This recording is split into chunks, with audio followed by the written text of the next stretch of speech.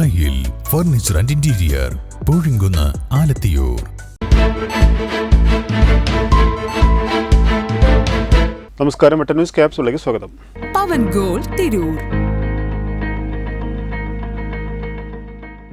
പനമ്പാലം ഇരിങ്ങാവൂർ റോഡിന്റെ നവീകരണം ഇഴയുന്നതിൽ പ്രതിഷേധിച്ച് ഈ റൂട്ടിലോടുന്ന സ്വകാര്യ ബസ്സുകൾ സമരത്തിനൊരുങ്ങുന്നു.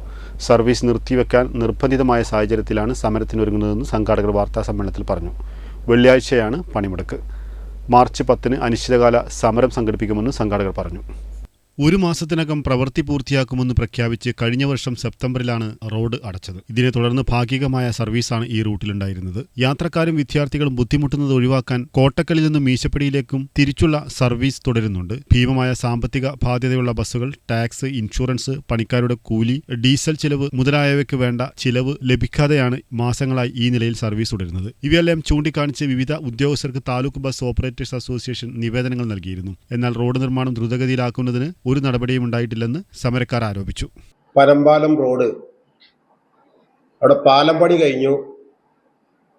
സെപ്റ്റംബർ മാസം ഒരു മാസത്തേക്ക് ബസ്സിന് ഒക്കെ നോട്ടീസ് തന്നു. ഒരു മാസത്തിനുള്ളിൽ വർക്ക് തീർക്കുമെന്ന് പറഞ്ഞ് അടച്ചിട്ട റോഡാണ്. ഇപ്പോൾ 6 മാസത്തോളമായി.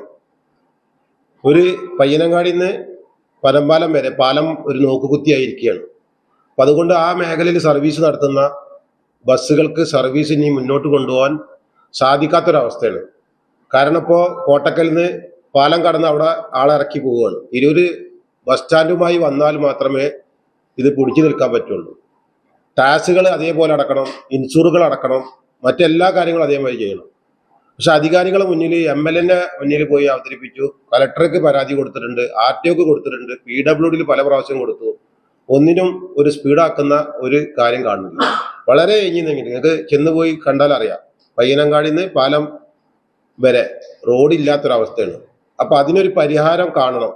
ഇല്ല എന്നുണ്ടെങ്കിൽ ഇപ്പോൾ കലക്ടർക്കായാലും RTOക്കായാലും AEക്കായിട്ടും പരാതി കൊടുത്ത ദിവസങ്ങളോളായി. ഇതുവരെ ഒരു തുടർ നടപടികളും അവരുടെ ഭാഗത്തുനിന്ന് ഉണ്ടായിട്ടില്ല. അതുകൊണ്ട് 28-ാം തീയതി ആ റൂട്ടിൽ ഓടുന്ന ബസ്സുകൾ സർവീസ് നിർത്തിവെക്കാനും 10/3/2025 ആ റൂട്ടിൽ അനിശ്ചിതകാല സമരം പ്രഖ്യാപിക്കാനുമാണ് സംഘടന, ബസ് ഓപ്പറേറ്റേഴ്സ് സംഘടനയും മറ്റ് സംഘടനയും സംയുക്തമായി തീരുമാനിച്ചിട്ടുള്ളത്. ഇനിയും നഷ്ടം സഹിച്ച് സർവീസ് നടത്താൻ കഴിയാത്ത സാഹചര്യത്തിലാണ് ബസ് ഉടമകൾ സമരത്തിനിറങ്ങിയത്. വെള്ളിയാഴ്ച സൂചനാ പണിമുടക്കായും മാർച്ച് 10 മുതൽ അനിശ്ചിതകാല സമരം സംഘടിപ്പിക്കുമെന്നും സംഘാടകർ വാർത്താസമ്മേളനത്തിൽ പറഞ്ഞു.